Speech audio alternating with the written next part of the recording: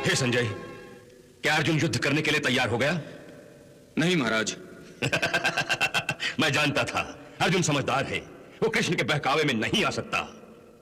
संजय, अर्जुन के युद्ध न करने के निर्णय को सुनकर क्या कृष्ण ने अपना उपदेश देना बंद किया या नहीं? नहीं महाराज। नहीं? तो फिर यह कुटिल कृष्ण अर्जुन से क्या कह रहा है? वो कह रहे हैं, हे पार्थ, इस युद्ध भूमि की मध्य रेखा पर खड़े होकर तुम्हारी दृष्टि पर मोह का पर्दा पड़ गया है।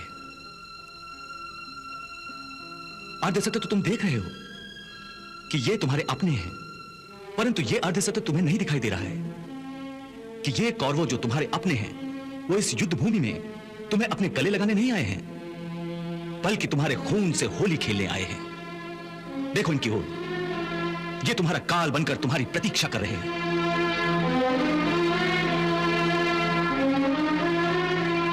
ये सब जिन्हें तुम अपना कह रहे हो, ये कौरव एक बात निश्चित रूप से जानते हैं कि यदि उन्हें इस युद्ध में विजय प्राप्त करनी है तो उस महापराक्रमी को अपने रास्ते से हटाना होगा जिसका नाम अर्जुन है। पार्थ, तुम इन्हें अपना समझते हो, इसलिए तुम इन्हें मौत के घाट नहीं उतारना चाहते, परंतु यदि तुम इन्हें मौत के घाट नहीं उतारोगे तो ये अवश्य ही तुम सबको मौत के घाट उतार देंगे। हे मधुसूदन, यदि वो मुझे मारना चाहते हैं तो मार दे, मुझे इसकी कोई चिंता नहीं, परंतु मैं अपनों को ही मारकर पाप कैसे कर सकता हूं? यदि वो लोग लोभ से भ्रष्ट चित्त होकर अपने ही कुल के नाश से होने वाले दोषों और पापों को नहीं देख सकते तो क्या हुआ, परंतु हम तो इस युद्ध के फल स्वरूप होने वाले विनाश और विनाश से उत्पन्न दोषों को देख सकते हैं, उस पर विचार कर सकते हैं। हे केशव, तुम तो जानते हो कि कुल धर्म नाश होने से सनातन कुल धर्म का नाश हो जाता है, और धर्म के नाश हो जाने से संपूर्ण कुल में पाप उसी प्रकार फैल जाता है जैसे कोई प्राणघातक रोग मनुष्य के शरीर में फैल जाता है, और उस फैले हुए पाप के कारण उस कुल की स्त्रियां दूषित हो जाती हैं, और स्त्रियों के दूषित हो जाने से वर्ण संकर संतानें उत्पन्न होती हैं, और वर्ण संकर के पाप के कारण सारा कुल का कुल नरक का अधिकारी बन जाता है। इतना ही नहीं, उनके पितरों को भी अधोगति प्राप्त होती है।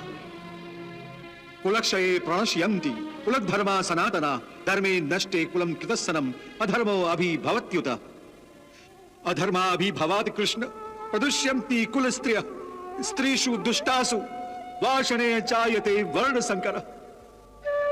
ये सब जानते हुए भी मैं युद्ध करूं, ये कैसे हो सकता है?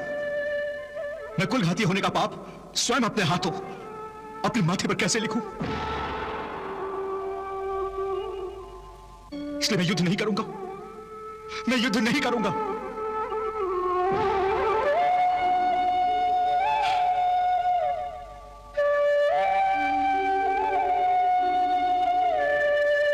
क्या अर्जुन ने अपना धनुष नीचे रख दिया? हाँ महाराज। संजय, यही अवसर है, सुनहरा अवसर, क्योंकि अर्जुन ने अपना गांडीव धनुष नीचे रख दिया है और कृष्ण तो पहले से निशस्त्र है। ऐसे में यदि पितामह ने पांडवों की सेना पर आक्रमण कर दिया तो फिर कौरवों की विजय निश्चित होगी, क्योंकि अर्जुन के बिना पांडवों की सेना एक शस्त्रहीन सेना के समान है, और एक शस्त्रहीन सेना को हराना कोई कठिन कार्य नहीं होता। और फिर पांडवों को इंद्रप्रस्थ तो क्या 5 गांव देने की भी आवश्यकता नहीं होगी, और फिर मेरा प्रिय पुत्र दुर्योधन संपूर्ण भारतवर्ष का सम्राट होगा। संपूर्ण भारतवर्ष का सम्राट। क्षमा करें महाराज, ये आप कैसी अनुचित बातें कर रहे हैं? एक क्षत्रिय महाराज को ऐसे अधर्म और अन्याय की बातें शोभा नहीं देती। आपकी बातें युद्ध के नियमों के विरुद्ध है महाराज। एक निशस्त्र योद्धा और उसकी सेना पर वार नहीं किया जाता। फिर भी कौरव अधर्म का मार्ग अपनाएंगे, इस शंका के कारण वासुदेव श्री कृष्ण ने उपदेश देने से पहले अपनी दैवीय शक्ति द्वारा कुरुक्षेत्र पर समय की गति को रोक दिया है। रणभूमि में कौरवों पांडवों के वीर महावीर और सेनाएं पत्थर की मूर्तियों की भांति अचल खड़ी हैं। श्री कृष्ण और अर्जुन में क्या चर्चा हो रही है, इसका किसी को ज्ञान नहीं है।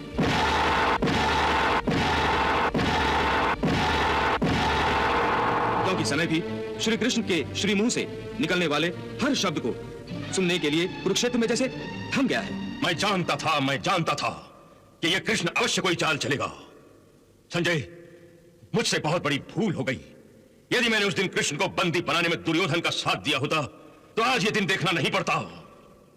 तथा हे जनार्दन, जिन प्राणियों के कुल धर्म नष्ट हो गए हैं उन मनुष्यों का अनंत काल तक नरक में वास होता है। इससे तो अच्छा है कि मैं कमंडल लेकर घर घर भिक्षा मांगता फिरूं। वाह अर्जुन, कितने सुंदर विचार हैं। मैं युद्ध नहीं करूंगा, मैं भिक्षा मांग लूंगा। हे अर्जुन, यह बात कोई वीर नहीं, केवल एक कायर कर सकता है। क्या तुम अपनी कायरता का प्रदर्शन करने के लिए इस युद्ध भूमि पर आए थे? क्या इसीलिए तुमने भगवान शिव से पाशुपतास्त्र ग्रहण किया था?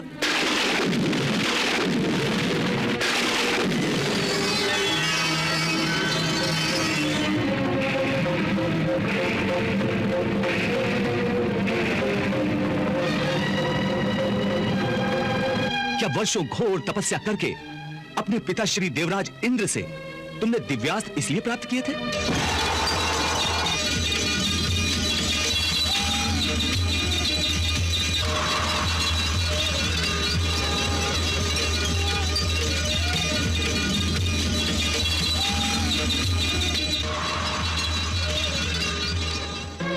क्या तुम्हें अपनी माता कुंती का अंतिम संदेश याद नहीं कि जब भी मेरे सम्मुख आओ तो विजयी बनकर आओ और अपने माथे पर कौरवों के रक्त से विजय तिलक लगा कर आओ।